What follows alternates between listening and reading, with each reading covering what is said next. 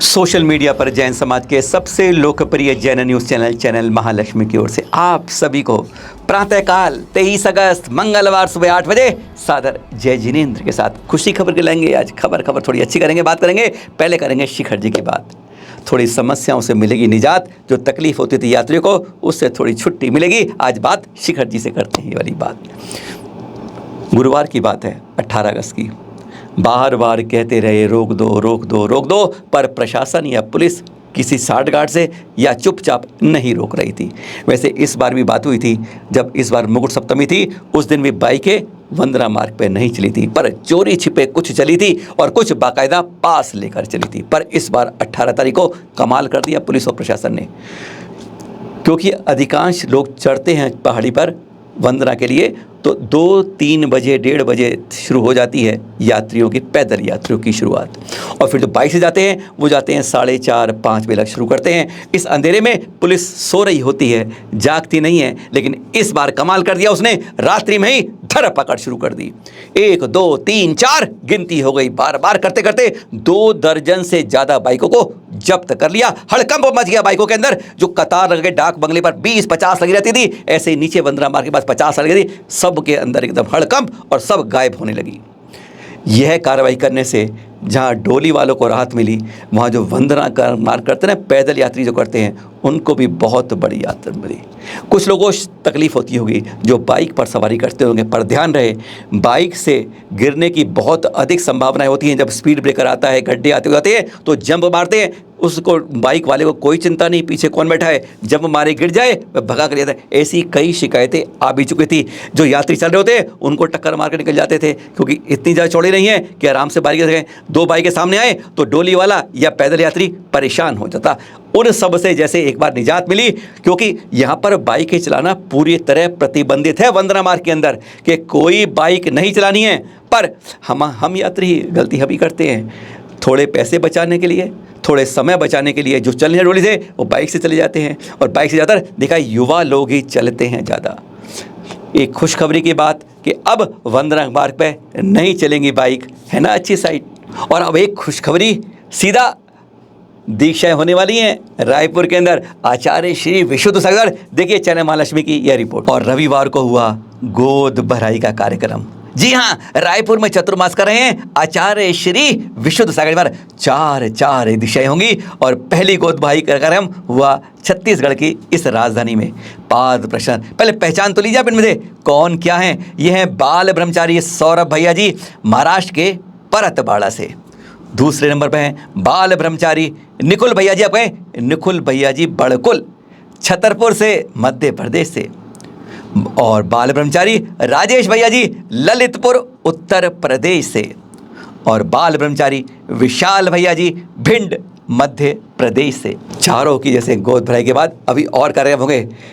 3 युवा कितने खुश हैं, कहते हैं इस संसार के मार्ग से हटकर अब हम मोक्ष के मार्ग की ओर बढ़ रहे हैं गुरुवर के साथ। यही तो होती है अच्छे जीवन की सदा शुरुआत। हमारी बहुत बहुत शुभकामनाएं, मंगल कामनाएं ऐसे के लिए जो इस रास्ते से सही रास्ते की ओर बढ़ते जाते हैं। महावीर स्वामी जी का अतिशयकारी स्थान श्री महावीर जी, जहां पर 24वें तीर्थंकर की 24 फुट की प्रतिमा रविवार को आ गई। देख रहे हैं आप उतरते हुए। और फिर उतरने के बाद ध्यान रहे, ये छतरी के साथ ही पीछे जगह है, वहाँ पर 24 प्रतिमाएं विराजमान होनी है। अभी और अरे अभी नहीं, 24 नवंबर के बाद स्थापना होगी इन सब की। जब ये उतरी यहाँ पर, तो यहाँ पर उसके लिए विधि रूप से आचार्य श्री पूरे संघ के साथ वर्तमान सागर जी सानिध्य में उनके यह सब हुआ। और फिर यज्ञ विधान कार्यक्रम हुआ, जिसके दृश्य देख रहे हैं आप। ये हमारे RK मार्बल्स के अशोक पाटनी जी के नेतृत्व में यह यज्ञ विधान भी उस समय आयोजित किया गया। इस बार तो आ रहे हैं ना, जब यह महामस्तकाभिषेक होगा और फिर जब इन 24 प्रतिमाओं की स्थापना होगी। 3 अच्छी खुशखबरों के बाद अब एक दुख की खबर, बुरी खबर। तिजारा के कस्बे हाईवे से पार्श्व पद्मावती दिगंबर जैन मंदिर से हो गई बात ना, जो कोई नहीं चाहता। बस हाईवे के इस मंदिर में भी गुरुवार की रात को 2 बजे बाद, यानी आपका शुक्रवार की प्रातःकाल में चोरी कर ली लुटेरे।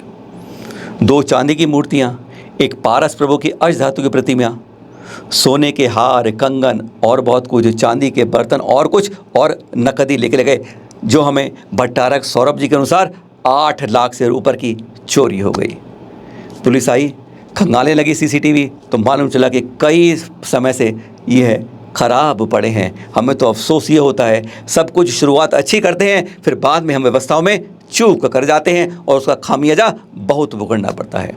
सौरभ जी ने बताया कि मैं रात को 1 बजे गुरुग्राम से आया, तब चौकीदार, ड्राइवर, पुजारी और 2 साधु जी जगे हुए थे और उसके बाद सब सोने चले गए। तब तक सब कुछ ठीक था, यानी 1 बजे तक चोरों की कोई घटना नहीं थी और फिर उसके बाद 2 और 4 के बीच में संभवतः यह चोरी की गई। चौथा दिन हो रहा है, पुलिस को कुछ पता नहीं चल रहा है। हमारे साथ यही दुर्भाग्य है कि हमारी चोरियों का पुलिस ज़्यादा गंभीरता नहीं दी या उनका पता नहीं चला पाती। तपोभूमि उज्जैन से आचार्य श्री प्रज्ञा सागर जी के सानिध्य में हुआ जैन पत्रकार संघ द्वारा यहाँ पर 3रा अधिवेशन था। तिजारा कोटा के बाद यहाँ पर हुआ और यहाँ पर लगभग 150 पत्रकारों का यह महासंघ बना है। रमेश तिजाजरी अध्यक्ष हैं और उदयवान जी महामंत्री हैं। 2 दिनी अधिवेशन था और इसमें 3 सम्मानित किए गए पत्रकार के रूप में। सबसे पहला मिला जैन गजट के प्रकाशक और संपादक हैं प्रधान सुदेश जी को, 40 साल से पत्रकारिता में हैं। दूसरा पुरस्कार मिला अनिल गांधी जी, ममता गांधी को जैनाचार्य के, और तीसरा था डॉक्टर सूरजमल जी को इंदौर से। यह पुरस्कार थे। और उसके बाद जो मेन खास बात थी, यहाँ पर डिजिटल की आवश्यकताओं के बारे में बताया गया कि आज हम जो है जैन जितने पत्रकार पत्रिकाएं हैं वो प्रिंट मीडिया के सहारे हम जैसे हैं ठीक है सोचकर अपनी पुरानी ढर्रे पर चल रहे हैं। तकनीक पर यह नहीं कि उसको छोड़ के डिजिटल में जाएं, कूदना होगा तो संभवतः साथ साथ लेकर नए तत्काल, यानी आज इतनी तेज बढ़ने लगी है, तकनीक इतनी तेज है और आदमी भी तेज है, उसको अपने साथ जोड़ने के लिए आपको सही खबरें सही समय से जल्द देनी होगी। यह नहीं, आचार्य श्री प्रज्ञा ने साफ कहा, आज की तारीख में साप्ताहिक पत्रिका है तो आखिरी दिन काम करते हैं, मासिक है तो आखिरी दिन, हर जगह हम आखिरी 10 दिनों में, 5 दिनों में, 1 घंटे में, 2 घंटे में उसी अनुसार एक घसीटते हैं उसको, हम पूरी मेहनत नहीं करते हैं। और उन्होंने साफ ये भी कह दिया, घबराओ मत, पत्रिकाओं का जमाना है, प्रिंट का रहेगा हमेशा। डिजिटल से यह मत सोचो कि आप प्रिंट से दूर हैं, पर हाँ खोज करके लाइए, सही खबर लाइए, कॉपी कट पेस्ट से दूर भगाइए। अनुपम जी, डॉक्टर अनुपम जी जिन्होंने अध्यक्षता की थी, उन्होंने साफ कहा कि घबराना नहीं चाहिए, डिजिटल एक सच में से एक प्रतिस्पर्धा का मुकाबला कर रहा है, पर आप सबको सावधान होकर यहाँ पे आगे बढ़ना होगा। कुछ रूप में नई तकनीक और नए युवा को साथ में जोड़ना होगा। और जाते जाते यह दृश्य दिखाएं ललितपुर से, जहाँ हो रहा है मुनिपुंगम श्री सुधा सागर जी का चतुर्मास चल रहा है। और देखिए कहाँ जा रहे हैं, एक भव्य पंडाल बनाया गया है इस पर्यूषण के लिए। जब ये बड़ा कार्यक्रम होता है ना तो पंडाल का आकार भी बड़ा होता जाता है। और वहीं के शुरुआत के दृश्य देख रहे हैं आप, ये ललितपुर के 2 दिन पहले के। फिर मिलेंगे आपसे कुछ खास खबरों के साथ, आज शाम को करेंगे कुछ नई बात। सादर जय जिनेंद्र। संकल्प जैनों का टूटे ना, अब कोई जैन तीर्थ छूटे ना। जैन तीर्थ संरक्षण के लिए जागरूकता फैलाएं, टुडे टी से पुरस्कार पाएं। भाग लेने वाले सभी प्रतियोगी जीतेंगे निःशुल्क गिफ्ट हैम्पर एवं प्रमाण पत्र भी। 1 नहीं 2 नहीं 3 तरीके से आप इसमें शामिल हो सकते हैं, पर एक जना एक ही में शामिल होगा। सबसे पहले अगर आप में लिखने की क्षमता बहुत अच्छी है, अच्छे लेखक हैं, तो जैन तीर्थों को हम कैसे बचा सकते हैं, 1 पेज 1.5 पेज के अंदाजे के अंदर आपको सिर्फ उपाय लिखकर भेजने हैं इसके अंदर। और दूसरा, प्रखर वक्ता बनिए, विषय लेकिन हो जैन तीर्थ कैसे बचाएं। आप अपने विचारों को 2 मिनट 3 मिनट का अपना ऑडियो बनाकर भेजें, जिसमें आपकी नजर में तीर्थों की सुरक्षा कैसे हो सकती है। ध्यान रखें, पर तीसरी बात को ध्यान रखिए, आप सीधा तीर्थ यात्रा के करते हैं। अब बात कैमरा लेकर जाते हैं, मोबाइल आपके पास, क्या करना है, किसी तीर्थ पर जाएं, सिद्ध क्षेत्र, अतिशय क्षेत्र या प्राचीन क्षेत्र पर जाते हैं, वहां के आप चित्र या वीडियो संकलित करिए, खींचिए, क्या कमी है और क्या सुविधाएं हैं, दोनों का समावेश कीजिए। और किस तरह पहुंच सकते हैं, ये नहीं कोई प्राचीन मूर्ति कहीं पड़ी है जहां पर संरक्षण नहीं हो रहा, इस तरह को आपको कैमरे में कैद करके यादगार बनाना है और उसका विवरण लिखे हम सबको भेजना है। यानी 1 2 3 तरीके हैं, और कैसे पहले आगे देखते हैं। अधिक जानकारी के लिए संपर्क करें अपराजिता जैन को। व्हाट्सएप नंबर है 9717494975। ये तो नंबर हो गया व्हाट्सएप पर आपको भेजने के लिए, पर ध्यान रहे आप सबको इसके साथ कई नाम, पूरा पता, साथ में मोबाइल नंबर जरूर भेजना है।